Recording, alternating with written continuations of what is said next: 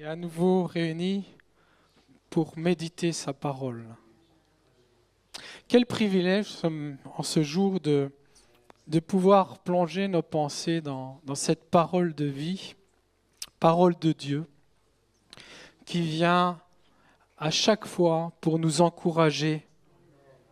Et combien nous en avons besoin dans ces temps particuliers, ces temps difficiles que vit notre humanité. Tant de violence, tant de haine, tant d'immoralité, tant de désespoir au milieu de nous, tant de découragement. Et quelqu'un a écrit « Cette force du mal, d'où vient-elle ? Comment s'est-elle immiscée ici-bas ? De quelle graine, de quelle racine provient-elle ? Qui en est responsable ? Qui nous tue ? La parole de Dieu répond à toutes ces questions. Et dans nos épreuves, elle est aussi celle qui vient nous fortifier. Jésus est le même hier, aujourd'hui, éternellement. Il est la parole faite chair. Et ce qu'il a fait il y a 2000 ans en venant en tant qu'homme au milieu de nous, il le fait encore aujourd'hui à travers son esprit. Et ce matin, c'est encore sa parole sous l'action de son esprit qui vient nous encourager et nous fortifier. Jésus, dans l'évangile de Jean, il sera dit de lui, vous aurez des tribulations dans ce monde, mais prenez courage, j'ai vaincu le monde. Ce prenez courage, cet encouragement vient de celui qui a vaincu le monde. Son nom est Jésus-Christ. Et comme je l'ai déjà dit ce matin, c'est la parole faite chair. Et cette parole faite chair, elle nous enseigne aussi les armes à prendre pour être vainqueurs dans ce monde. Et ce matin, c'est ce que nous allons prendre comme arme.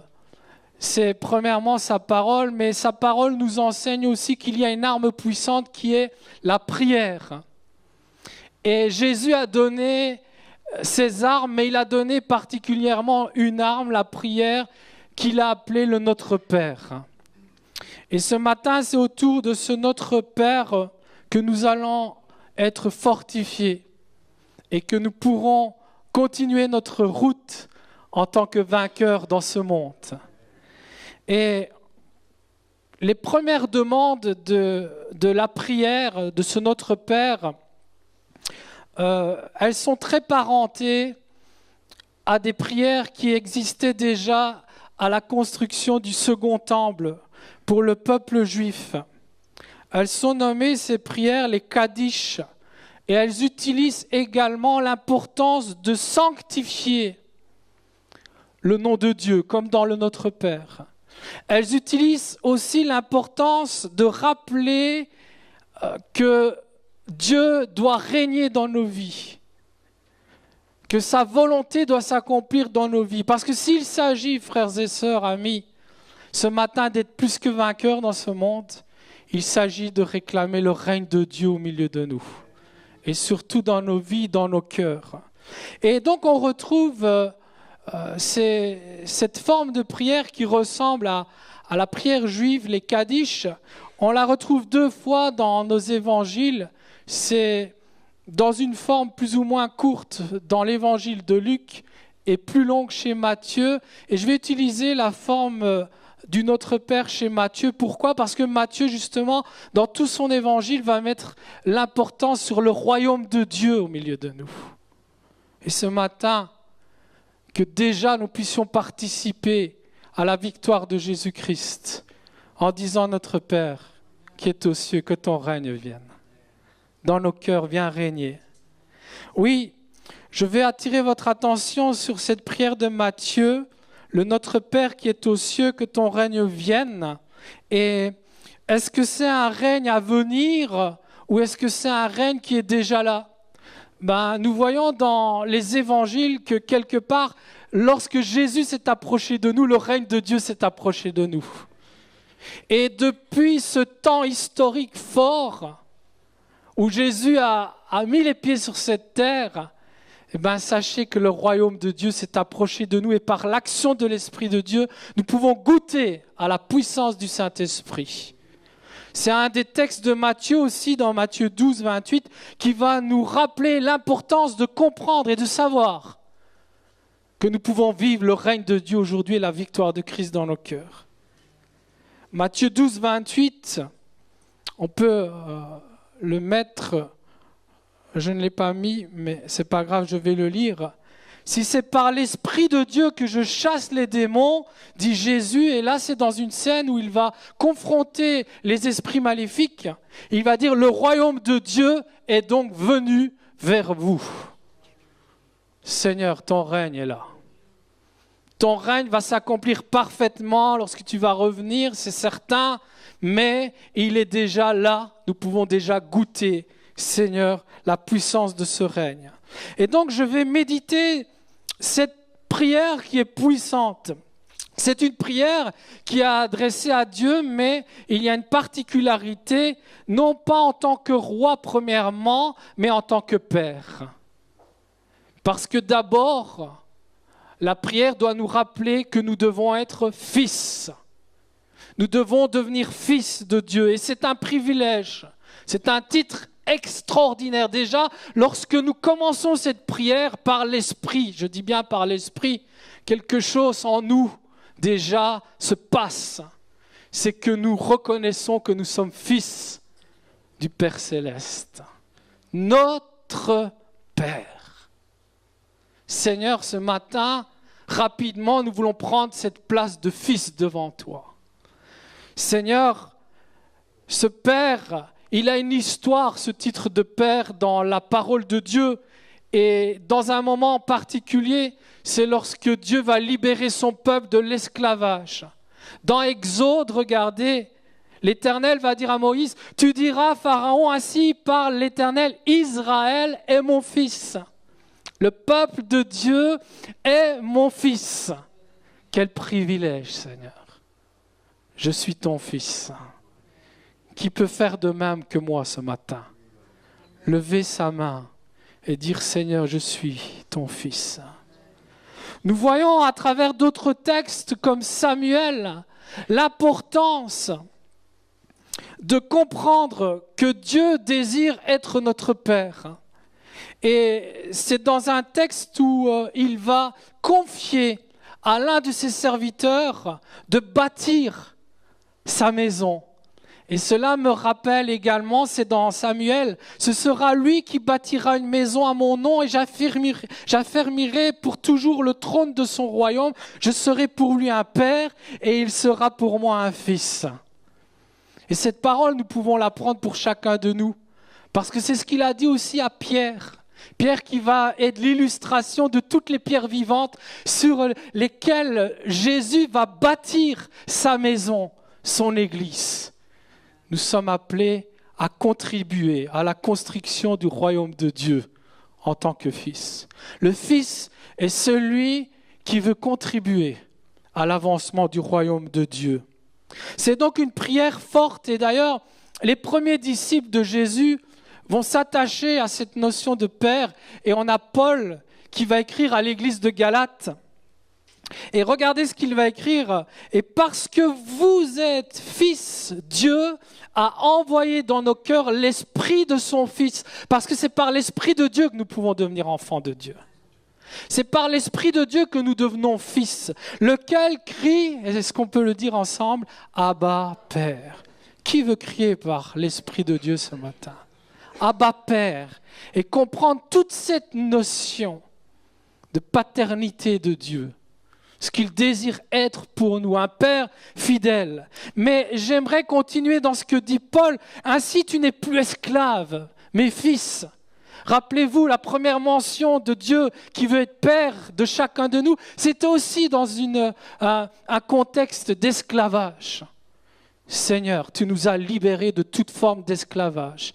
Et aujourd'hui, je veux penser à cette forme puissante d'esclavage qui est le péché, qui détruit l'humanité, qui détruit nos familles, qui détruit nos nations. Seigneur, en tant que fils du Père, nous pouvons être libérés de cette condamnation et de cette œuvre diabolique qui vient détruire les êtres humains. Seigneur, je veux prendre cette position de fils ce matin. Et là, nous voyons que Paul va continuer dans l'un de ses derniers enseignements aux Romains. Et vous n'avez point reçu un esprit de servitude, il continue dans ce sens, pour être encore dans la crainte. Il parle de crainte. Qui est dans la crainte ce matin? Et le Seigneur veut vraiment insister sur ce point. Ça fait plusieurs jours que le Seigneur nous interpelle sur ce message. L'importance qu'il règne dans nos vies. Parce que si quelqu'un d'autre que lui règne, c'est l'angoisse, c'est la crainte, c'est le désespoir. C'est toutes ces choses qui nuisent à l'être humain, qui vont nous envahir et prendre la première place. Paul le dira, pour être encore dans la crainte, mais vous avez reçu un esprit d'adoption par lequel nous crions Abba Père. Le Seigneur veut nous libérer de toute forme de mal, de toute espèce de mal. Et ce matin, cette prière, elle est puissante. Parce que justement, la vivre par l'Esprit de Dieu, qui nous conduit vers Dieu, elle va nous permettre de chasser toutes les œuvres du malin. Et le premier point dans cette prière que nous allons voir, cette prière qui nous libère, c'est « Donne-nous notre pain ». Dans le « Donne-nous notre pain », nous allons retirer beaucoup de richesses. Pourquoi ? Parce que tout d'abord, si nous connaissons la parole de Dieu, le pain va nous rappeler que Dieu a nourri son peuple dans le désert. Il a sorti de son esclavage, et là, on verra dans certains récits, dans certaines histoires de ce peuple, de ses aventures dans le désert, on verra qu'à un moment donné, certains vont même désirer retourner en Égypte, sous les liens, parce que là-bas, ils avaient à manger, là-bas, il y avait des bonnes choses matérielles. Alors que Dieu, dans le désert, lui-même va prendre soin d'eux. Il va envoyer le pain du ciel, la manne. Le « Donne-nous notre pain » doit nous rappeler quelque chose, frères et sœurs amis. Le « Donne-nous notre pain » par la puissance du Saint-Esprit, qui nous conduit dans une prière par l'Esprit, nous rappelle que nous nous adressons au Dieu qui est fidèle à son peuple, celui qui ne l'abandonne jamais, celui qui a dit « Cherchez d'abord mon royaume et ma justice, et tout ce que vous avez besoin, vous l'aurez. » Ce « Donne-nous » nous rappelle la fidélité de Dieu. Et combien dans notre société, les cris de crise économique sont bien là, qui veulent faire peur à notre société. L'Église doit faire la différence. Elle doit garder cette paix parce qu'elle sait en qui elle a cru. Et elle sait que ce Père est fidèle à ses promesses. Donne-nous notre pain quotidien. Regardez, c'est dans Exode. Les enfants d'Israël regardèrent cette manne qui descendait du ciel. Ils se dirent l'un à l'autre, qu'est-ce que cela ? Car ils ne savaient pas ce que c'était. Moïse leur dit, c'est le pain que l'Éternel vous donne. Est-ce que nous avons confiance en Dieu ? C'est une question de confiance. Et le donne-nous notre pain, le pain est souvent aussi utilisé dans l'enseignement du Seigneur. Nous n'avons pas besoin seulement du pain matériel pour nous nourrir, mais de toute parole qui sorte de la bouche de Dieu. Il y a une notion autour de ce pain qui est aussi spirituelle, pas que matérielle. Elle nous rappelle la parole de Dieu. C'est elle qui nous fortifie dans notre foi. Paul dira, la foi vient de ce qu'on entend, et ce qu'on entend vient de quoi ? De cette parole, de ce pain. C'est une question de foi. Ce pain viendra fortifier notre foi, notre confiance à ce Père qui fera la différence, qui chassera toute crainte, toute angoisse. Qui a peur de son lendemain ce matin ? Sois confiant, sois en paix. Parce que sous la peur, tu pourrais retourner à tes anciens vices, à ton amour de l'argent, à tes anciennes entreprises qui n'étaient pas honnêtes, impures. Sous la crainte, nous faisons des choses terribles. Mais soyons libérés, soyons en paix, qu'en marchant dans le royaume de Dieu et sa justice, Dieu sera fidèle pour celui qui est fidèle à son royaume. Le premier donne-nous notre pain, nous libère des œuvres de l'ennemi. Seigneur, c'est une prière qui réclame une arme puissante. Vous savez comment est définie la foi selon Paul ? Comme un bouclier. Mais mettez-vous à l'époque. À l'époque, le bouclier, c'est une force de qui ? De l'envahisseur romain. Et le bouclier, vous savez, il savait s'en servir. Il a inventé cet empire, la stratégie de la tortue. Vous savez c'est quoi ? C'est qu'ils marchaient en division et lorsqu'ils étaient attaqués, les côtés extrêmes redressaient leur bouclier. Ceux qui étaient au centre mettaient leur bouclier en l'air et ça faisait une forme de carapace. L'ennemi pouvait tirer ses flèches, ils avançaient malgré les flèches de l'ennemi. Ce matin, ce bouclier de la foi, c'est celui qui va te permettre d'avancer malgré les flèches de l'ennemi, qui viennent pour te décourager, qui viennent te mettre la haine, la violence, malgré ces attaques. Le bouclier de la foi en Jésus-Christ te permettra de continuer ta route. Seigneur, quelle arme tu nous donnes ce matin dans cette prière.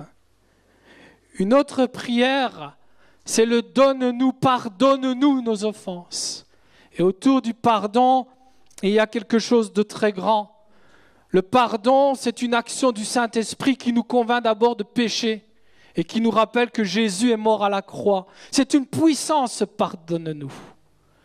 Oui, parce que combien d'entre nous sont culpabilisés, sont attaqués dans leurs pensées parce qu'ils ont fait des fautes. Et nous sommes tous pécheurs, la Bible dit, et on fait des erreurs, c'est certain. Mais nous pouvons être libérés aussi des attaques de l'ennemi dans nos pensées ce matin. Parce que la prière du Notre Père nous rappelle que nous avons un Dieu qui nous pardonne de nos erreurs. Je pourrais avoir un Alléluia ce matin. Qu'on ouvre nos yeux. Seigneur, il est temps qu'on soit reconnaissant. Ce matin, je peux être l'homme le plus pire au monde. Mais m'approchant au trône de la grâce et regardant la croix où le sang a coulé pour moi, je peux vivre une nouvelle vie. Quelle puissance de libération. Ce pardonne-nous, il nous rappelle que le royaume de Dieu s'est approché de nous, chers amis.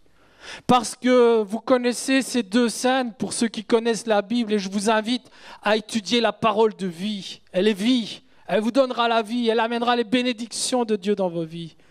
Elle nous rappelle deux scènes importantes où on va être étonné que Jésus pardonne les péchés. Il va être même repris par les religieux de l'époque. Quel blasphème!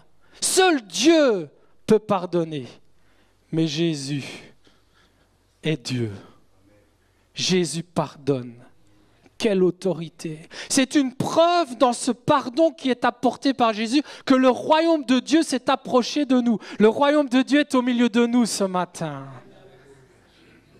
Seigneur, gloire à ton nom. Pardonne-nous. Il nous révèle beaucoup de choses.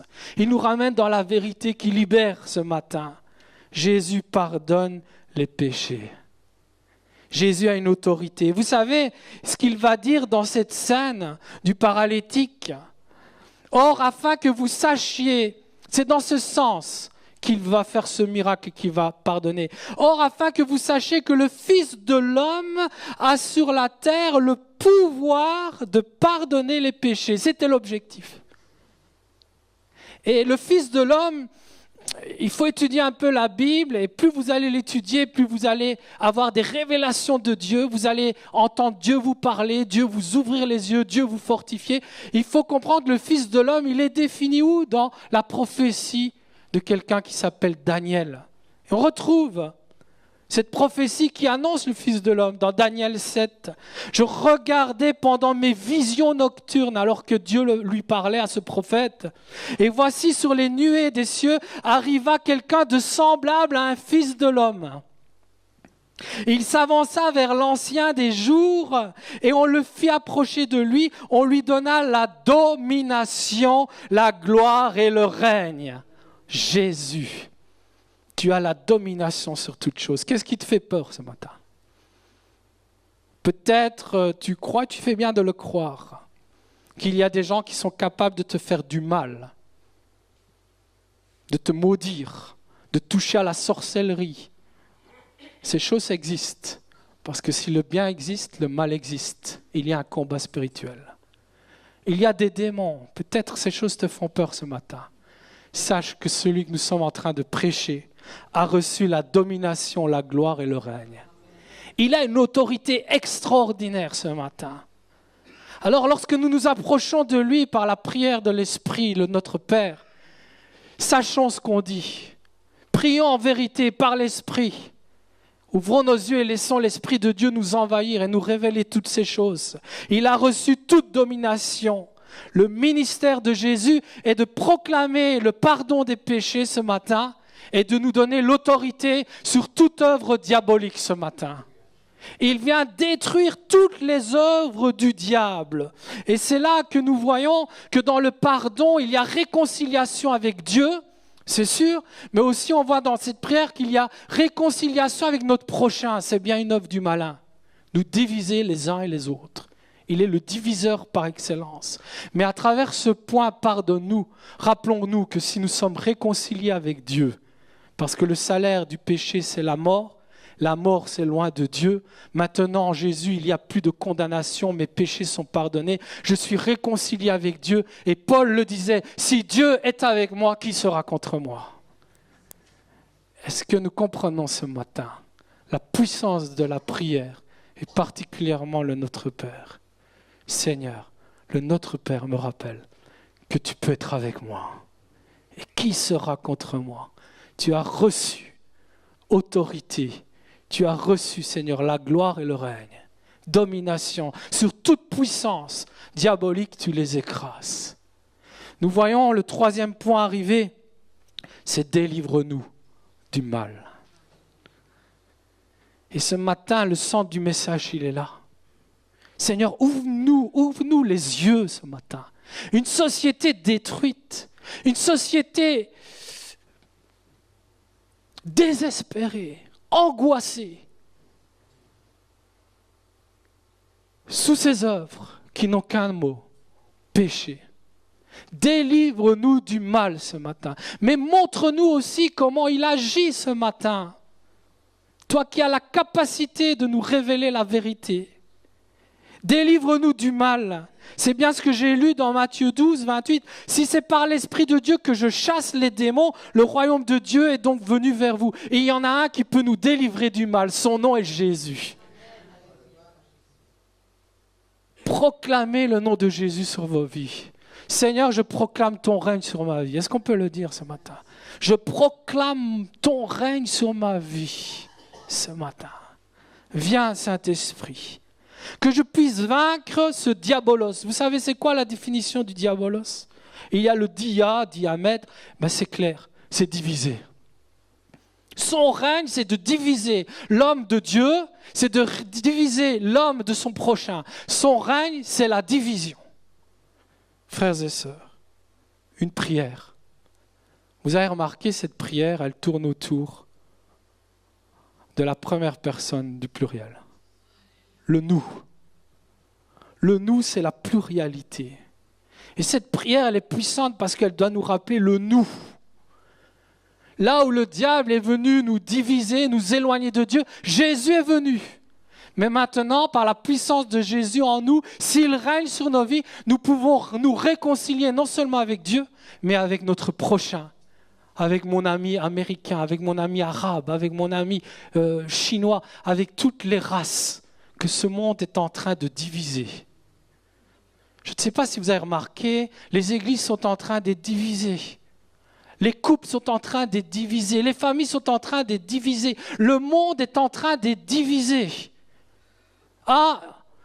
Corée, Japon, Chine, Corée. Moi, je suis avec qui? Ah oui, avec les Anglais. Les Anglais, ok, je suis avec le Japon. Corée du Sud, on est tous divisés. Tous divisés. Le diable est un diviseur. Et chers amis, comme son mot le porte, le diabolos, son règne, c'est de diviser les hommes. Et le premier résultat du péché, vous vous rappelez, c'est quoi? Caïn va tuer son frère. C'est ça l'œuvre du diable. Caïn va tuer son frère. Et l'Éternel va dire, il est où ton frère? Comme s'il ne le savait pas. Mais vous provoquez la réponse et la réflexion. Et Caïn va dire, suis-je le gardien de mon frère? Seigneur, délivre-nous du mal, du diviseur, ce matin. Parce que c'est quand la division sous toutes ses formes pointe le nez que toutes nos entreprises sont en danger. Et je veux dire, ça peut être ton couple ce matin. Ça peut être ta famille. Ça peut être toi, tes enfants. Ça peut être l'Église. Ça peut être ta nation. Ça peut être la communauté mondiale qui souffre d'une manière extraordinaire. On parle de Brexit, on parle de division. Suis-je dans l'Europe? Ne suis-je plus dans l'Europe? Et tous les politiciens présentent leur politique. Mais derrière, il y a une source qui s'appelle la division. Ce matin, Église de Jésus-Christ, est-ce que nous pouvons dire ce matin, Seigneur, délivre-nous du malin. Délivre-nous du malin ce matin. C'est nous rappelle la volonté de Dieu. Donne-nous, pardonne-nous, délivre-nous. Ce nous rappelle la volonté de Dieu. C'est de rassembler ses enfants avec lui. Seigneur, viens. Le Notre Père, je pourrais l'intituler le Notre Prochain. Le Notre Père, je pourrais l'intituler Notre Prochain. Tout comme dans les 10 commandements. On commence avec une relation avec Dieu et on finit dans la deuxième partie avec une relation avec notre prochain. De ne pas lui faire du mal. De ne pas commettre l'adultère, de respecter les parents. C'est tout vers le prochain. La prière du Notre Père, c'est la volonté de Dieu. Et quand elle est faite vraiment, et je dis vraiment, pas sur papier, pas théologiquement, mais par l'Esprit, nous vivons la volonté, le règne de Dieu dans nos vies. C'est elle qui nous libère du malin. Ce matin, la Sainte Seine que nous allons prendre. Vous savez ce qu'elle représente, la Sainte Seine? Elle représente tout ce message. Et toute la beauté du message de l'Esprit de Dieu. La Sainte Seine, c'est de dire, je vais m'approcher à la Seine, je vais être réconcilié avec Dieu, mais je vais être réconcilié aussi avec mon prochain. C'est toutes ces valeurs chrétiennes et puissantes, enseignées par celui qui a vaincu le mal, qui nous sont enseignées et demandées de refaire en mémoire de tout ce qu'il a dit, de tout ce qu'il a fait. La Sainte Seine, elle est instaurée par Christ et elle rappelle très bien que le royaume de Dieu s'est approché de nous. Oui, regardez cette notion de table, c'est bien autour du royaume. Je vais prendre un texte encore dans Matthieu 8, 11. Or, je vous déclare que plusieurs viendront, les gens viendront de toutes parts, le rassemblement, de l'Orient et de l'Occident, et seront où? À table avec Abraham, Isaac et Jacob. Dans quoi? Dans le royaume des cieux. La Sainte Seine, c'est cette notion symbolique que ce que nous allons faire ce matin, si nous le faisons vraiment par l'Esprit, et c'est là que Paul va reprendre ceux qui le font charnellement. Si nous le faisons selon l'Esprit, elle nous permet d'être sous les ombres, sous les ailes du Très-Haut, sous sa protection, restaurés avec lui et sous ses enseignements. Ce repas festif est donc célébré à la lumière du royaume de Dieu. Qui veut dire ce matin, Seigneur, que ton règne vienne ce matin. Règne dans ma vie ce matin. Seigneur, viens. Le repas communautaire, vous vous rappelez Jésus? Il faisait beaucoup de repas avec ses disciples. Il mangeait même avec les pécheurs. On va même lui reprocher parce qu'il veut démontrer qu'à travers lui, le royaume de Dieu s'est approché. Le rassemblement autour de la table. À travers lui, on peut vivre la réconciliation. C'est merveilleux. Mais ce nous qui nous rappelle la Sainte Seine ce matin, il va nous rappeler un point important. Le royaume de Dieu se manifeste à travers Jésus, mais le royaume de Dieu aussi se manifeste à travers la Sainte Seine ce matin. Nous allons avoir la victoire sur le diable ce matin si nous nous approchons de la Sainte Seine avec reconnaissance, avec repentance, avec désir de dire « Seigneur, oui, pardonne mes offenses, comme je pardonne aussi à ceux qui m'ont offensé. » Et règne dans ma vie, que ta parole prenne la première place. Oui, Seigneur, tu vas me délivrer du mal. Ce matin, je m'attache au royaume de Dieu. Qui veut dire Amen à cette prière? À une prière merveilleuse.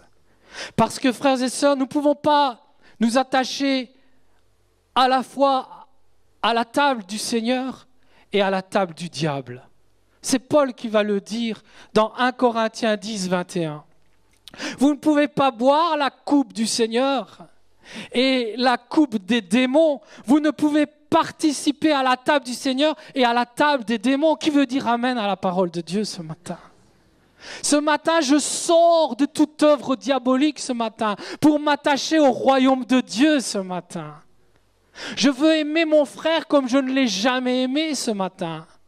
Je veux vivre la volonté de Dieu, c'est de nous rassembler et de vaincre les œuvres de l'ennemi qui est là pour nous diviser ce matin. Seigneur, viens, que ton règne vienne, que ta volonté soit faite. Vous avez tout compris que dans les actes des apôtres, on pourrait dire les actes de l'Église, c'est la même chose parce que apôtre, c'est la même mission que l'Église, c'est être envoyé dans ce monde, prêcher la vérité. On a aussi les actes du Saint-Esprit qu'on pourrait donner à ce titre de livre. Dans les actes des apôtres, vous comprenez pourquoi on va parler souvent qu'ils persévéraient dans quoi? Dans la communion fraternelle, dans la fraction du pain, dans l'enseignement. Ils persévéraient dans quoi? Dans la manifestation du royaume de Dieu qui s'est approché à travers Jésus-Christ. Les actes des apôtres, c'est une continuité de ce que Jésus a fait avec ses disciples quand il était là. Il dira, je m'en vais maintenant, je vous envoie le Saint-Esprit et maintenant vous allez continuer le ministère. Vous serez mes témoins. C'est l'Église qui va manifester le royaume de Dieu sur cette terre. Qui veut faire partie de cette Église? Et je vais aller plus loin dans ma question. Vraiment, le pasteur, avec l'autorité qu'il a ce matin, il te demande, pour démontrer ta foi, qui veut lever sa main et dire, Seigneur, je veux faire partie de la manifestation de ton royaume. Qui veut lever sa main? Qu'il la lève. Je vois que des mains qui ont du frein. Proclamons-le parce que le Seigneur nous demande d'être des témoins dans notre société. Seigneur, vois ces mains qui se lèvent. Pas un esprit de timidité, pas un esprit de servitude, d'esclavage, mais un esprit qui peut crier « Abba Père ». Abba Père, Seigneur. La vie d'église, ils se rassemblaient et ils démontraient que le diviseur n'avait plus sa place. C'était ça en fait. Ils démontraient par leur rassemblement que tous les jours ils priaient ensemble. Tous les jours, rien ne les arrêtait de prier ensemble, d'étudier la parole, parce que le diviseur n'avait plus sa place. Est-ce que nous, Église, nous voulons aussi manifester le royaume de Dieu et démontrer que le diable n'a plus sa place au milieu de nous? Est-ce que Jésus n'a pas dit « C'est à ceux-ci qu'ils connaîtront que vous êtes mes disciples » à l'esprit d'unité. Ça démontre la seigneurie de Christ. Ça démontre que comme Jésus était à table, nous croyons que là où 2 ou 3 sont réunis en son nom, Jésus est là. Qui le croit ce matin? Ça veut dire qu'il est bon, comme le psaume le dit, qu'il est bon, qu'il est doux pour des frères de demeurer ensemble parce que la bénédiction de Dieu est là. Ça veut dire que le peuple de Dieu croit à ce que la parole de Dieu dit. Seigneur, donne-moi de m'attacher à ma vie d'église qui manifeste que le royaume de Dieu s'est approché de nous ce matin. On parle beaucoup d'église, beaucoup se disent église, mais quelqu'un a dit, et il a bien dit de le dire, on joue à l'église. On joue comme si nous étions l'Église, mais nous ne sommes pas l'Église. Parce que l'Église, elle est décrite dans la parole de Dieu, la vraie Église. Et elle marche, vous savez comment j'ai parlé, les actes des apôtres peuvent être appelés par les actes du Saint-Esprit. Elle marche quand elle vit les œuvres de l'Esprit. Les œuvres de l'Esprit, c'est qu'ils persévèrent ensemble dans la communion fraternelle, dans l'enseignement, dans la prédication, dans l'évangélisation. Seigneur, nous te louons. Cette table du Seigneur était présente dans toutes les maisons des chrétiens. Ils se rassemblaient ensemble. Et ce matin, j'espère que c'est dans ce sens que nous sommes rassemblés. Et peut-être tu n'es pas venu dans cette attitude, tu es venu par habitude, même avec une envie de ne pas venir. Mais ce matin, le Saint-Esprit te parle et te dit, sors des emprises du malin et vis par l'Esprit de Dieu. Sois dans la joie ce matin de participer à la manifestation du royaume de Dieu. Parce que tu es là et le Seigneur t'a permis, et je dis bien, à lui soit toute la gloire, aucun mérite. Si je suis là ce matin, c'est parce que l'Esprit de Dieu me l'a permis. Seigneur, un nouveau départ ce matin. Un nouveau départ avec toi. Je veux faire partie de cette nouvelle Église parce que l'Europe démontre très bien que l'Église est sortie de sa vérité. L'Europe qui représentait le christianisme est déchristianisée. Parce que les églises catholiques se vident, c'était l'église représentative, universelle, et puis c'est vrai, est née la réforme, l'église protestante, mais je crois que même dans l'église protestante, l'esprit est en train d'être étouffé. Je crois que église évangélique ou baptiste ou autre, je crois aussi que là aussi le diable est en train d'œuvrer, d'étouffer l'œuvre de l'esprit. Là aussi les gens sont en train de se diviser, les églises sont en train de se vider, mais ce matin le Seigneur appelle son église à vivre le royaume de Dieu qui se vit dans une soif de vivre la communauté, la communion fraternelle, de persévérer dans les choses que la parole de Dieu enseigne, la vie de prière.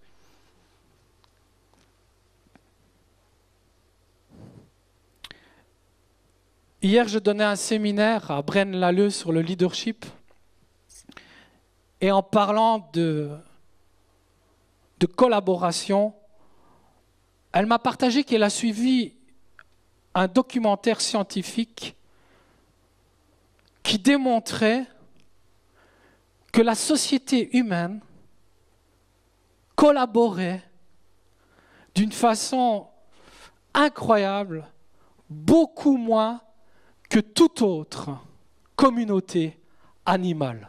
Ouf. Alors j'étais là pour apprendre des choses, j'ai appris des choses hier. Elle a commencé à ouvrir le débat sur ce documentaire et je me suis dit, mais c'est vrai ce qu'elle dit. Et en fait, cette étude démontrait que l'homme, il est centré sur ses performances. L'homme, il est centré sur l'individualité. L'homme, il est centré sur sa réussite personnelle. Et aujourd'hui, avec Internet, tout est là pour qu'on soit bien personnellement, qu'on n'ait plus besoin des autres. Autosuffisant. Et elle démontrait que dans la communauté des rats, excusez-moi de l'expression, mais elle a parlé aussi de la communauté des fourmis et autres, que tout était fait dans l'individualité pour le bien commun. Wow, la claque. L'être humain, à l'image de Dieu, recherche ses intérêts alors que les communautés animalières recherchent le bien de la communauté. Et là, j'ai une inspiration, je dis bien une inspiration divine, et parce que je donne aussi ce cours sur l'anthropologie, je dis, mais la Bible nous définit l'homme dans le péché comme l'homme animal. Il est pire que certains animaux. Et j'ai dit à cette sœur, tu vois, la vie de l'esprit, c'est ce qui fait la différence. Elle nous sort de cette nature animale là où le diable nous a plongé, où il nous fait redescendre, alors que Dieu nous a mis à l'échelle, dans l'échelle de la création au-dessus de tout. L'œuvre du diable, c'est de nous faire redescendre plus bas que les animaux. Le Saint-Esprit vient et nous donne de reprendre notre place. Les œuvres de l'Esprit, les actes de l'Esprit. c'est la communauté. Et vous savez, c'est ça qui est merveilleux. Quand on va vraiment vivre les œuvres du Saint-Esprit, le royaume de Dieu, les gens qui sont perdus dans ce monde, ils vont trouver la solution, vous savez en qui? En ce roi, qui est le roi de ce royaume, Jésus. Et vous savez comment ils vont le voir? Lorsqu'il va régner dans ta vie et dans ma vie. Seigneur, délivre-nous de cet esprit de division.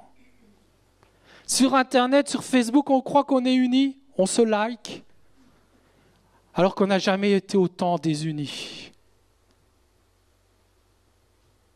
Et tout le monde est accro à ces choses, et tout le monde perd son temps, on n'est même plus artisan de paix, on est artisan de Facebook, on est artisan de WhatsApp, on est artisan de réseaux qui nous font croire qu'on est connecté, alors qu'on est connecté nulle part, parce que l'amour se refroidit, c'est la Bible qui le dit. Vous savez où l'amour va vraiment être un ciment, c'est Paul qui le dit. C'est dans la communion fraternelle, dans la prière, les uns pour les autres. Seigneur, viens nous réveiller. La vraie Église se rassemble. Est-ce qu'on peut le dire ensemble? La vraie Église se rassemble. Selon la Bible, la vraie Église se rassemble. Elle démontre que le royaume de Dieu s'est approché. C'est plus de l'égoïsme. C'est plus donne-moi, pardonne-moi, délivre-moi. C'est penser au pluriel. Donne-nous, pardonne-nous, délivre-nous. Vous savez, c'est quoi le jeu en grec? Vous allez le savoir et vous allez comprendre. C'est égo. Vous savez ce que ça veut dire, égo?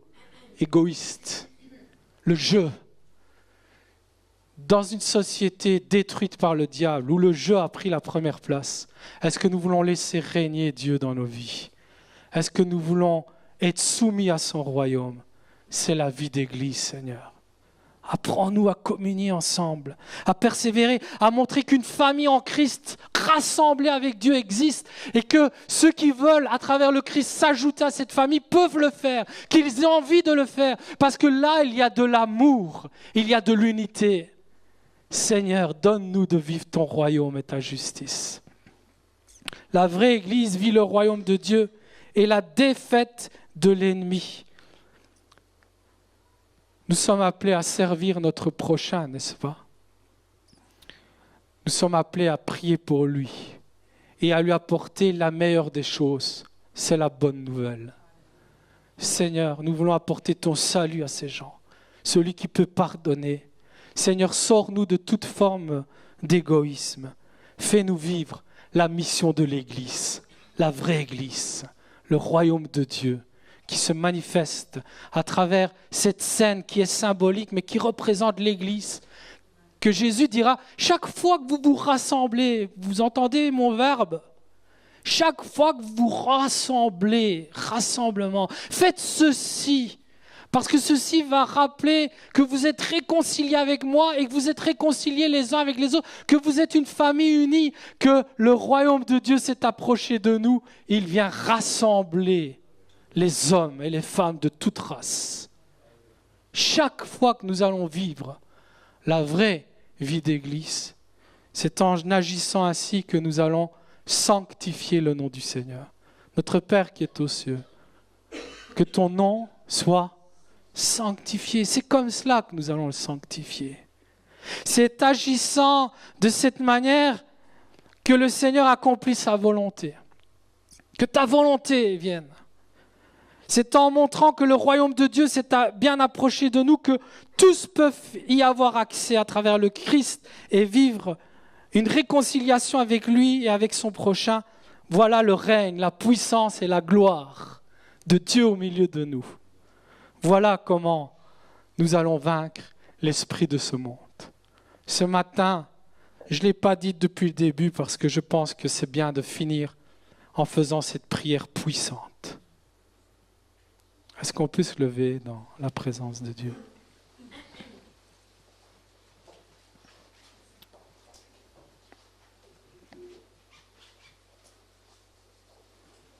On va faire quelque chose d'exceptionnel pour nous parce qu'en Haïti, ces choses communes. Et ça ne m'étonne pas qu'ils vivent un réveil. C'est que tous les versets, ils veulent les proclamer à haute voix, mais nous, dans notre société très rebelle. Et on est affecté par cet esprit qui veut retirer la parole de Dieu, de notre société. Cette société qui a retiré la Bible des écoles. On est affecté. Ne me dites pas oui ou non, on est affecté. Parce que dans l'Église, on a très dur aussi maintenant de lire la Bible. Je vais vous demander de faire quelque chose d'exceptionnel ce matin, qui ne devrait pas être extraordinaire, qui devrait être monnaie courante quand on proclame la parole de Dieu, parce que nous devrions croire que nous proclamons la vie quand on proclame la parole de Dieu. On va lire cette prière à haute voix ensemble. Ensemble, notre Père qui est aux cieux, que ton nom soit sanctifié, que ton règne vienne, que ta volonté soit faite sur la terre comme au ciel. Donne-nous aujourd'hui notre pain quotidien. Pardonne-nous nos offenses comme nous aussi nous pardonnons à ceux qui nous ont offensés. Ne nous induis pas en tentation, mais délivre-nous du malin, car c'est à toi qu'appartiennent dans tous les siècles le règne, la puissance et la gloire. Amen. Est-ce qu'on peut acclamer notre roi? Sois béni, Seigneur.